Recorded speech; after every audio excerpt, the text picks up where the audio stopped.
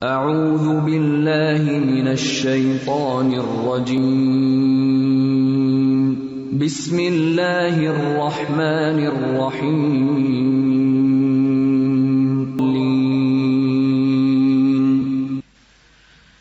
السلام علیکم ورحمۃ اللہ وبرکاتہ. وعلیکم السلام ورحمۃ اللہ وبرکاتہ. الحمد للہ حمدا کثیرا طیبا مبارکا فیہ کما تحب وترضى. اللهم صل على محمد وعلى آل محمد كما صليت على إبراهيم وعلى آل إبراهيم إنك حميد مجيد. اللهم بارك على محمد وعلى آل محمد كما باركت على إبراهيم وعلى آل إبراهيم إنك حميد مجيد. اللهم انفعنا بما علمتنا وعلمنا ما ينفعنا وزدنا علما. اللهم وفقنا لما تحب وترضى. اللہ سبحانہ وتعالی کے خاص فضل و کرم سے آج سے ہم سیرت النبی صلی اللہ علیہ وسلم کا مطالعہ کریں گے. قرآن مجید کے بعد ہدایت کا دوسرا بڑا ماخذ سیرت رسول صلی اللہ علیہ وسلم ہے جن پر قرآن مجید نازل ہوا. قرآن مجید کو اس وقت تک سمجھا ہی نہیں جا سکتا جب تک کہ ہم صاحب قرآن کو نہ سمجھیں اور آپ کے طریقہ زندگی کو نہ جانیں. اس لیے بے حد ضروری ہے کہ ہم سب پوری توجہ کے ساتھ عبادت سمجھتے ہوئے اس کام کو سر انجام دیں. سوال یہ پیدا ہوتا ہے کہ سیرت کا مطالعہ اس قدر اہم کیوں ہے اور اس سے ہمیں کیا فائدے حاصل ہوں گے، کیا ملے گا؟ تو اس کے لیے ہمیں پھر واپس اپنی اصل کی طرف لوٹنا چاہیے. ہم سب جانتے ہیں کہ اس پوری کائنات کو اللہ سبحانہ وتعالی نے اکیلے پیدا کیا، وحدہ لا شریک لہ. اس نے اس کو تخلیق کیا اور اس نے انسان کو بھی تخلیق کیا. مجھے اور آپ کو بھی اس نے بنایا. کائنات میں جتنی بھی چیزیں ہیں ان میں سب سے زیادہ بہترین اور خوبصورت ترین چیز جنت ہے، اور جتنی بھی زندہ چیزیں ہیں ان میں سے اللہ سبحانہ وتعالیٰ کی سب سے بہترین تخلیق انسان ہے. اللہ نے انسانوں کو اس جنت کے لیے پیدا کیا. اسی لیے آدم علیہ السلام کی تخلیق کے بعد سب سے پہلے انہیں جنت میں بھیجا گیا اور انہیں بتایا گیا کہ یہ ہے آپ کا گھر. لیکن شیطان نے ان کے ساتھ جو بھی کیا اور وہاں سے نکلوایا. تو ہم سب کا پھر چیلنج یہی ہے کہ ہم اپنے دشمن کو مات کرتے ہوئے واپس اپنے گھر تک لوٹیں. وہ گھر اللہ کے پسندیدہ ترین بندوں کے لیے ہے. اب پسندیدہ ترین کیسے بنا جائے، اس کے لیے کیا کیا جائے، وہ کہاں ہوتے ہیں، وہ کون ہوتے ہیں، وہ کیا کرتے ہیں، وہ کس طرح رہتے ہیں، یہ سب جاننے کے لیے اللہ تعالیٰ نے ہمیں ایک معیار دے دیا، ایک رول ماڈل دے دیا، اسوہ حسنہ دے دیا، بہترین نمونہ دے دیا.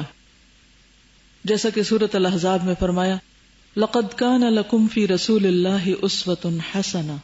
تمہارے لیے اللہ کے رسول صلی اللہ علیہ وسلم کی زندگی ایک بہترین نمونہ ہے. تو ہم سیرت کا مطالعہ کریں اس حکم کی تکمیل کے لیے کہ اس اسوہ حسنہ کو جانیں، پہچانیں، اس کی پیروی کریں تاکہ ہم اچھے انسان بن سکیں، اللہ کے محبوب بن سکیں، اس بہترین گھر میں جا سکیں جو اللہ نے اپنے محبوب بندوں کے لیے بنایا ہے. یہ سب اسی وقت ممکن ہے جب ہم اپنے مقصد زندگی کو اچھی طرح جانتے ہوں گے. مقصد زندگی کیا ہے؟ الذی خلق الموت والحیات لیبلوکم ایکم احسن عملا. اس نے موت اور زندگی کو اس لیے بنایا تاکہ تمہیں آزما کر دیکھے کہ تم میں اچھے عمل کون کرتا ہے. تو گویا ہم سب ایک امتحان میں ہیں. ہم سب سے یہ دیکھا جا رہا ہے کہ ہمارے اعمال کیسے ہیں، اچھے ہیں یا نہیں. اور اچھے اعمال کا معیار کیا ہے؟ کہ وہ اسوہ حسنہ کے مطابق ہیں یا نہیں. وہ جو اللہ نے ایک نمونہ دیا ہے اس سے مشابہت رکھتے ہیں یا نہیں، اس کے طریقے پر ہیں یا نہیں. کوئی عمل اچھا ہو نہیں سکتا جب تک کہ اس کی دلیل ہمیں اللہ کے رسول صلی اللہ علیہ وسلم کی زندگی میں نہ ملے. اس لیے اللہ کے مطلوب، پسندیدہ اور بہترین کاموں کو جاننے کے لیے، اپنی تہذیب اور اخلاق کو سنوارنے کے لیے نہایت ضروری ہے کہ ہم سیرت کا مطالعہ کریں. سیرت کہتے کس کو ہیں؟ سیرت کا لفظ عربی زبان کا لفظ ہے جس کا معنی ہوتا ہے راستہ. سارا یسیر سیر سے، سارا کا مطلب ہوتا ہے چلنا. سارا یسیر سیر، ٹو واک. عربی میں سیرت کا معنی سنت بھی کیا جاتا ہے، طریقہ. تو سیرت النبی کا مطلب کیا ہوا؟ نبی صلی اللہ علیہ وسلم کا طریقہ، آپ کی سنت. ڈکشنری میں عام طور پر سیرت کا جو معنی کیا جاتا ہے وہ conduct, way of life, attitude, life history, biography کا معنی میں ہے. اور یہ سیرت یا بایوگرافی کسی کی بھی ہو سکتی، مثلا سیرت ابی بکر بھی کہلائی جا سکتی. لیکن نبی صلی اللہ علیہ وسلم کے لیے یہ لفظ اتنا زیادہ استعمال ہوا ہے کہ اب لفظ سیرت آتے ہی ہمارے ذہن میں ایک ہی چیز آتی، اور وہ ہے رسول اللہ صلی اللہ علیہ وسلم کی سیرت، یعنی آپ کا طریقہ زندگی، آپ کا لائف سٹائل، حیات النبی صلی اللہ علیہ وسلم. آپ کے اقوال، آپ کے افعال، آپ کی صفات، عادات، آپ کے شمائل، خلق اور خلق، یعنی آپ کا حال حلیہ اور آپ کے اخلاق، جن کو ملا کر شمائل کہا جاتا ہے، جو شمیلت ان کی جمع ہے، اور شمیلہ بھی طبیعت کو کہتے ہیں. تو سیرت ان سب چیزوں پر مبنی ہے. پھر یہ بھی یاد رہے کہ سیرت چونکہ آپ صلی اللہ علیہ وسلم کے حالات کا نام ہے، اس لیے سنت سے یا حدیث سے سیرت فرق کہاں ہوتی ہے کہ آپ کی سیرت میں آپ کی زندگی کے 3 حصے شامل ہیں، بعثت سے پہلے کا بھی اور بعثت کے بعد بھی، جو مزید 2 حصوں میں تقسیم ہوتا ہے، مکی اور مدنی. تو گویا جب ہم سیرت کا مطالعہ کرتے ہیں تو پھر اس میں آپ کی زندگی کے حالات پڑھتے ہیں جو 40 سالہ زندگی پر مشتمل ہے، یعنی نبی صلی اللہ علیہ وسلم کی بعثت یعنی نبی بننے سے پہلے کے حالات، پھر نبوت کے بعد کے حالات، جس میں ایک حصہ جو آپ نے مکہ میں گزارا اور دوسرا جو مدینہ میں گزارا. تو سیرت ان تمام پر مشتمل ہے. جبکہ حدیث کس سے ڈیل کرتی ہے؟ جو آپ کے نبی بننے کے بعد آپ کے اقوال، افعال اور اعمال تھے، یا تقریر، یعنی جو چیزیں آپ کے سامنے ہوئی، آپ نے ان کو پسند کیا یا ناپسند کیا. آپ کی لائف ہسٹری یا آپ کی بایوگرافی جو ہے وہ پڑھنا ایسا نہیں جو کسی بھی عام انسان کی زندگی کے حالات پڑھنا ہو. بہت سے لوگ کامیاب زندگیوں کو پڑھتے رہتے ہیں، ان کا مطالعہ کرتے رہتے ہیں تاکہ اس سے اپنی سکسیس کے اصول ڈرائیو کر سکیں، کہ ہم بھی کچھ وہاں جا کر دیکھیں کہ انہوں نے کیسے زندگیاں گزاری اور ہم بھی کچھ ان کے طریقوں پر چل کر کامیاب ہو سکیں. لیکن حقیقت یہ ہے کہ دنیا میں جتنے بھی کامیاب لوگ ہیں ان میں سے سب سے زیادہ کامیاب ترین انسان جس کو تاریخ میں کامیاب ترین مانا گیا ہے وہ محمد رسول اللہ صلی اللہ علیہ وسلم ہی ہے. The greatest, the chosen one, المصطفیٰ، اللہ کے حبیب.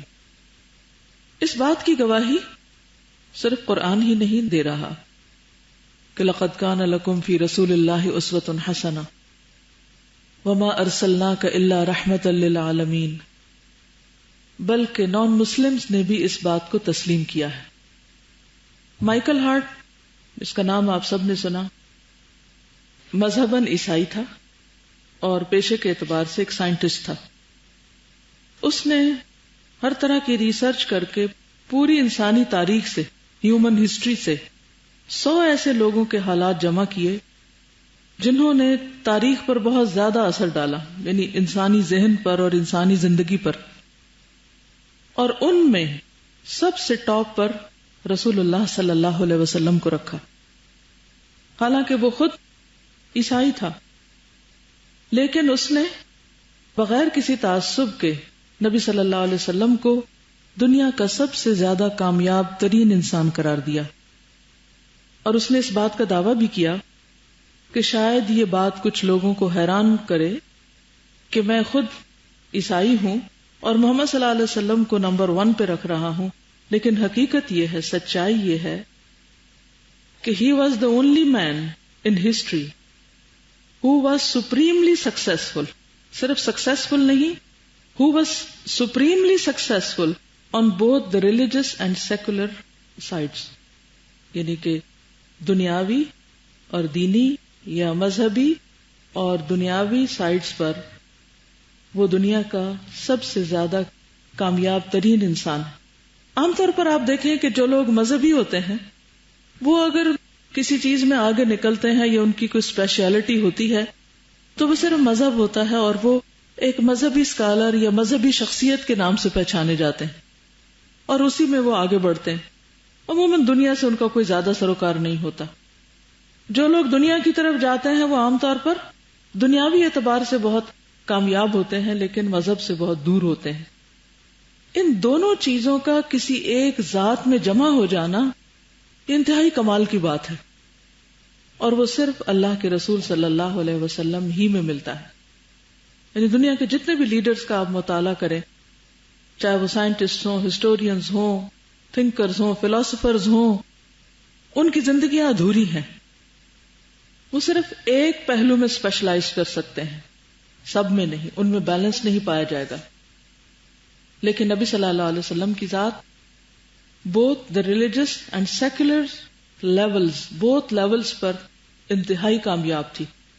ایک طرف آپ نے دینی اعتبار سے اعلیٰ ترین معیار قائم کیے، آپ دیکھیے آپ کی عبادات کا حال کیا تھا، آپ کے روزے رکھنے کا، آپ کی رات کی نماز کا، اللہ کے ذکر کا، دنیا سے بے رغبتی کا، اور دوسری طرف چاہے قانون بنانے کی بات ہو، چاہے سیاست کی بات ہو، چاہے فوجی قیادت کی بات ہو، یا دنیا کا کوئی اور فن اور پیشہ، اس میں آپ صلی اللہ علیہ وسلم نے بہترین رہنمائی فراہم کی ہے، اور یہ آپ ہی کی ذات کا خاصہ ہے۔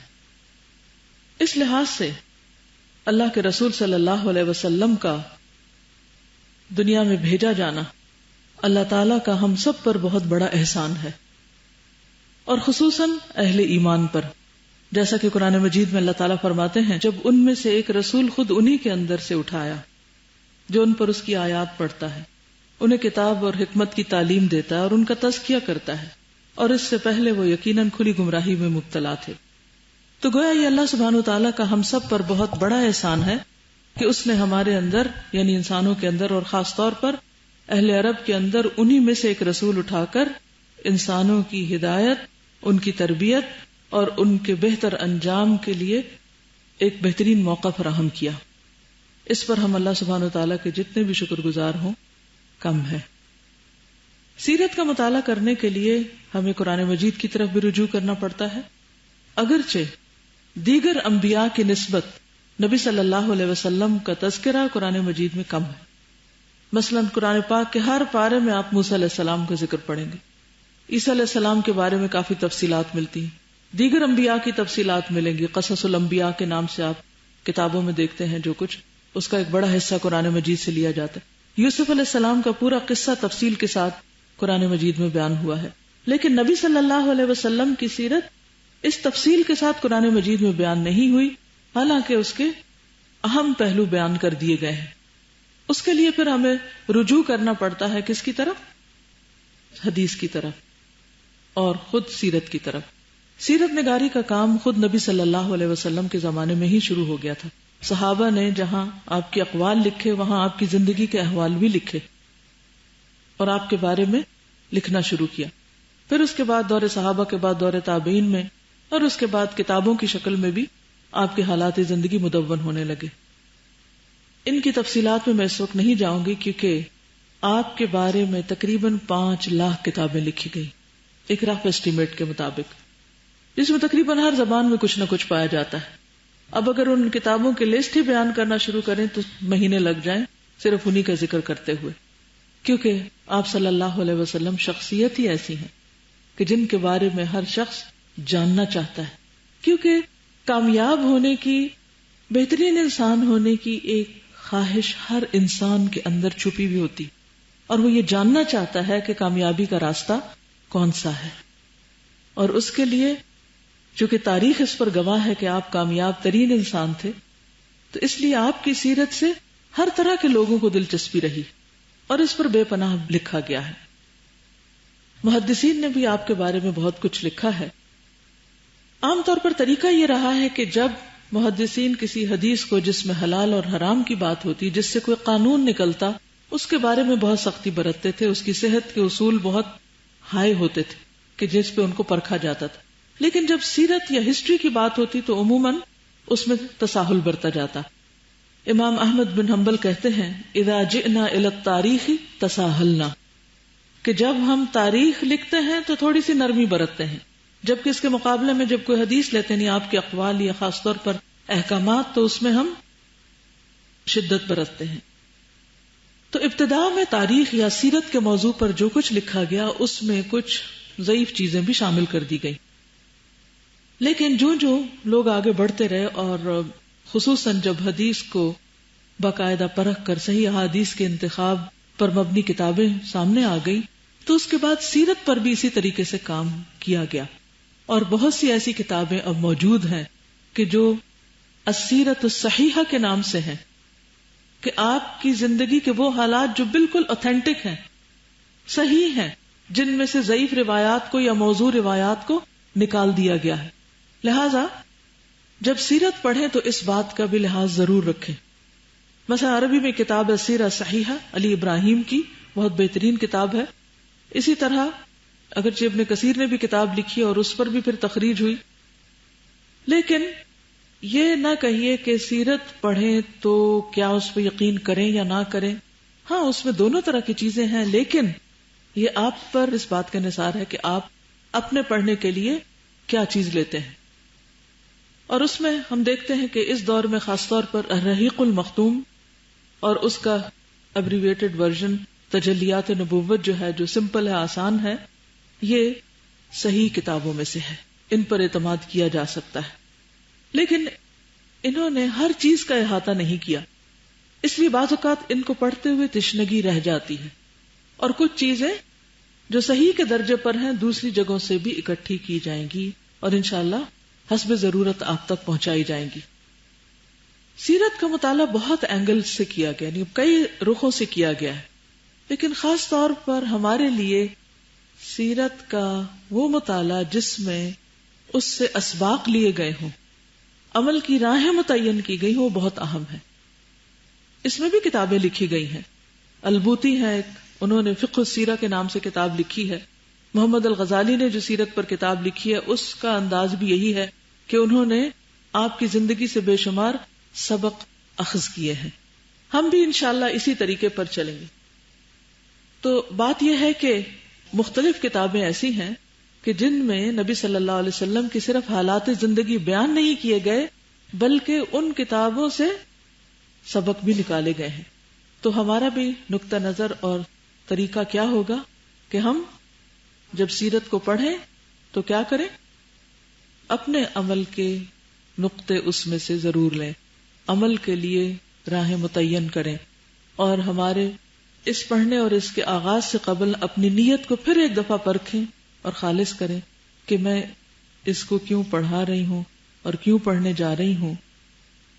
صرف اور صرف اللہ کی رضا کے لیے، اس طریقے پر عمل کرنے کے لیے جو اللہ تعالیٰ کا پسندیدہ ترین طریقہ ہے، صرف اپنے علم نہیں اپنے عمل کو بھی سنوارنے کے لیے۔ تو اللہ کرے کہ جب ہم آپ کی سیرت کو پڑھ چکے تو ہمارے عمل میں واقعی تبدیلی آئی ہو، کیونکہ خاص طور پر جو دین کی دعوت کا پہلو ہے کہ دین کا کام کیسے کریں، ہم سب جو دین پڑھنے پڑھانے والے ہیں، یعنی آپ صلی اللہ علیہ وسلم کی زندگی سے تو مسلم نان مسلم سبھی فائدہ اٹھا رہے ہیں، لیکن خصوصی طور پر دین پڑھنے اور دین کا کام کرنے والوں کے لیے یہ انتہائی ضروری ہے کہ وہ آپ صلی اللہ علیہ وسلم کی زندگی کے اس پہلو پر پوری توجہ کریں، اس کا بغور مطالعہ کریں، کیا کہ اللہ کی طرف بلانے میں آپ نے کون سے طریقے اختیار کیے اور کس کس طریقے سے لوگوں تک اللہ کا پیغام پہنچائے۔ یہ جاننا کیوں ضروری ہے؟ اس لیے کہ ہم آپ کے وارث ہیں، انبیاء کا سلسلہ ختم ہو چکا ہے، آپ کے بعد اب یہ کام آپ کی امت کو کرنا ہے۔ کون سا کام؟ لوگوں کو دین کی طرف بلانے کا، کیونکہ نبی صلی اللہ علیہ وسلم کو جہاں بشیر و نذیر کہا گیا، وہاں آپ کو داعیاً الی اللہ و سراجا منیرا بھی کہا گیا کہ آپ اللہ کی طرف بلانے والے تھے۔ ہم سب بھی اس بات کا دعویٰ کرتے ہیں کہ ہم بھی لوگوں کو اللہ سے جوڑنے والے یا اللہ کی طرف بلانے والے ہیں۔ تو اللہ کی طرف بلانے کا اخلاق، ادب، طریقہ کیا ہونا چاہیے؟ اللہ کے دین کی خدمت کرنے والوں کے اخلاق کیسے ہونے چاہیے؟ ایک داعی کی صفات کیسی ہونی چاہیے؟ ذاتی زندگی میں اخلاق کیسا ہونا چاہیے؟ اور جب ہم دین کا کام کریں تو ہمارے طور طریقے کیسے ہونے چاہیے؟ کیونکہ اس وقت تک اس کام میں کامیابی ہو نہیں سکتی، برکت ہو نہیں سکتی، جب تک آپ اس خاص فیلڈ میں بھی رسول اللہ صلی اللہ علیہ وسلم کے طرز عمل اور آپ کے طریقے کو اختیار نہ کریں۔ تو آپ صلی اللہ علیہ وسلم کی زندگی، دعویٰ کی زندگی میں ہماری مختلف سچویشنز میں بہترین رہنمائی کرتی ہے۔ لیکن اس کا یہ مطلب نہیں کہ صرف اسی ایک پہلو کو لیں، ہمیں آپ کی پوری زندگی کو باقاعدہ اس لیے پڑھنا ہے تاکہ ہم اللہ کی کتاب کو بھی سمجھ سکیں اور اللہ کے بہترین پسندیدہ ترین بتائے ہوئے طریقوں پر بھی عمل کر سکیں۔ سعد بن ابی وقاص مشہور صحابی ہیں، وہ اپنے بچوں کو سیرت کی باقاعدہ تعلیم دیا کرتے تھے۔ کیا کرتے تھے؟ باقاعدہ سیرت کی تعلیم دیا کرتے تھے۔ تو ان کے بیٹے محمد کہتے ہیں، یعنی محمد بن سعد بن ابی وقاص، کہ ہمارے والد ہمیں باقاعدہ سیرت پڑھاتے تھے اور کہتے تھے یہ تمہارے آبا کے طریقے ہیں، ان کو سیکھو، یعنی تمہاری یہ روٹس ہیں، یہ تمہارے بڑے ہیں، تم ان کے طریقے پر چلو۔ پھر اسی طرح علی ابن حسین بن علی رضی اللہ تعالیٰ عنہ، حضرت علی رضی اللہ تعالیٰ عنہ کے گرینڈ سن، وہ کہتے ہیں کہ ہمیں سیرت اس طرح پڑھائی جاتی جیسے قرآن مجید پڑھایا جاتا تھا۔ کیسے پڑھائی جاتی؟ جیسے قرآن مجید پڑھایا جاتا تھا۔ تو اس لیے ہم بھی سیرت کیسے پڑھیں گے؟ جیسے قرآن مجید پڑھتے رہیں، ٹھیک ہے؟ اور قرآن مجید کی سمجھ اور اس کے مفہوم کی تکمیل سیرت پڑھنے کے بعد ہی ہوگی انشاءاللہ۔ اس لیے اس کو نہایت سنجیدگی کے ساتھ آپ کو پڑھنا ہے، یعنی یہ نہیں کہ آپ کے ہاں یہ واقعہ بھی سنا اور یہ کہانی بھی سنی ہوئی اور یہ بھی ہم جانتے ہیں، یہ ضرور جانتے ہیں، لیکن جو کچھ بھی جانے اس میں سے کچھ نہ کچھ سبق نکالیں۔ اور یہ سبق صرف میں نے نکال کے آپ کے سامنے مٹھائی رکھ کے پیش کروں گی پلیٹ میں، بلکہ آپ سب غور و فکر کریں گے اور آپ بھی اپنے دماغ کو استعمال کریں گے اور اس میں سے سبق نکالیں گے۔ تو چلیے ہم دیکھتے ہیں اللہ تعالیٰ نے کیا بنا کر بھیجا۔ انا ارسلناک شاہدا ومبشرا ونذیرا وداعیا الی اللہ باذنہ وسراجا منیرا۔ تو آپ کون تھے؟ شاہد، مبشر، نذیر، داعیا الی اللہ، اللہ کی طرف بلانے والے، سراجا منیرا، وبشر المؤمنین بان لهم من اللہ فضلا کبیرا، اور مومنوں کو خوشخبری دے دو۔ تو آپ سب کے لیے کیا ہے؟ خوشخبری، اس پر خوش ہونا چاہیے۔ کیا؟ بِأَنَّ لَهُم مِّنَ اللَّهِ فَضْلًا كَبِيرًا، کہ یقیناً ان کے لیے اللہ کی طرف سے بہت بڑا فضل ہے۔ کس شکل میں ہے یہ فضل؟ نبی صلی اللہ علیہ وسلم کی زندگی، آپ کی ذات اور پھر اس کے مطالعے کی شکل میں، یہ ہم سب پر اللہ کا بہت بڑا فضل اور احسان ہے۔ جیسے قرآن مجید کے بارے میں آتا ہے نا کہ قل بفضل اللہ وبرحمتہ فبذلک فلیفرحوا ھو خیر مما یجمعون، کہہ دیجئے کہ اللہ کے فضل اور اس کی رحمت پر انہیں چاہیے کہ خوش ہو جائیں. ہوا خیر مما یجمعون، یہ قرآن بہتر ہے ہر اس چیز سے جو یہ جمع کر رہے ہیں. تو دوسری طرف آپ کی ذات کو بھی کیا فرمایا کہ آپ کی ذات ہم سب کے لیے کیا ہے؟ اللہ تعالیٰ کا ایک بہت بڑا احسان اور فضل ہے، اور اس پر ہمیں کیا کرنا چاہیے؟ بشر المؤمنین، مومنوں کو خوشخبری دینی چاہیے. تو اس لیے سیرت کے مطالعے کو اپنے لیے بوجھ نہ سمجھیں، اور آپ یہ نہ سوچیں کہ ہم قرآن تو پڑھتے تھے تو ہر حرف پہ 10 نیکیاں تھیں اور اس پر تو بہت بڑا اجر تھا، اور اب ہم آپ صلی اللہ علیہ وسلم کی زندگی کے بارے میں پڑھیں گے تو پتہ نہیں کوئی اجر و ثواب ہے یا نہیں. نہیں، جیسا کہ میں نے شروع میں کہا کہ یہ ہم پر ایک فریضہ ہے اور اس کا مطالعہ ایک عبادت ہے، اور اس مطالعے سے قرآن کی جس طریقے سے آپ کو سمجھ آئے گی وہ بالکل قابل عمل طریقہ ہوگا، جس کو سمجھنے کے بعد آپ کے لیے قرآن پر عمل کرنا بھی مشکل نہیں لگے گا. کیونکہ اللہ کے رسول صلی اللہ علیہ وسلم رسول ہونے کے ساتھ ساتھ انسان بھی ہیں. ایک انسان جس پر اللہ کا کلام نازل ہوا، پھر اس نے اس پر عمل کر کے دکھایا، پھر اس کی زندگی کے ایک ایک لمحے کو ریکارڈ کیا گیا، اس کی ایک ایک بات کو جمع کیا گیا، پریزرو کیا گیا، اس کو چھانٹا پٹکا گیا تاکہ اس میں سے صحیح اور ضعیف کو الگ الگ کیا جائے اور پھر بہترین شکل میں ہمارے سامنے پیش کیا گیا. لہٰذا آج ہمارے پاس کوئی حجت نہیں رہ جاتی اور کوئی بہانہ نہیں رہ جاتا کہ ہم کہاں سے جانیں کہ آپ کی زندگی کی کون سی بات درست ہے اور کون سی نہیں.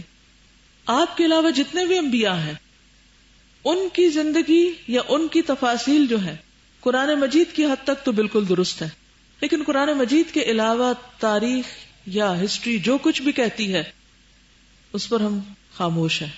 ہمیں نہیں معلوم کہ وہ باتیں کس حد تک درست ہیں. ان کے بارے میں کوئی یقینی بات نہیں کہی جا سکتی، لیکن سیرت رسول صلی اللہ علیہ وسلم کی صحت کے بارے میں یقینی اخبار ہمارے پاس موجود ہیں. ایک اورینٹلسٹ ہے اسپرنگر، وہ کہتا ہے کہ مجھے حیرت ہوتی ہے کہ مسلمانوں نے اپنی تاریخ کو محفوظ کرنے کے لیے اور تاریخ کو جانچنے کے لیے 5 لاکھ انسانوں کے حالات زندگی کو ریکارڈ کیا. یعنی ایسا نہیں کہ صرف آپ صلی اللہ علیہ وسلم کی زندگی یا صحابہ کی زندگی کو محفوظ کیا گیا یا حدیث کو محفوظ کیا گیا، ان روایات کو محفوظ کرنے کے لیے 5 لاکھ لوگوں کی زندگیوں کو بھی محفوظ کر لیا گیا تاکہ دیکھیں کہ جن کے ذریعے یہ علم پہنچ رہا ہے وہ قابل اعتبار ہیں یا نہیں. تو اس لیے پورے شرح صدر کے ساتھ، پوری محبت کے ساتھ اور پورے یقین کے ساتھ اس علم کو لیجئے، کیونکہ علم پر جتنا یقین ہوگا اتنا ہی وہ عمل میں تبدیل ہوگا. اور ویسے بھی ہم سب جانتے ہیں کہ نبی صلی اللہ علیہ وسلم کی ذات جہاں ہمارے لیے اسوہ حسنہ ہے، وہاں آپ کی ذات سے محبت ہمارے ایمان کی تکمیل کا ذریعہ ہے. ہم میں سے کوئی شخص مومن ہو نہیں سکتا جب تک کہ آپ سے محبت نہ کرے. وہ حدیث تو سب نے سن رکھی ہوگی کہ لا یؤمن احدکم حتی اکون احب الیہ من والدہ وولدہ والناس اجمعین.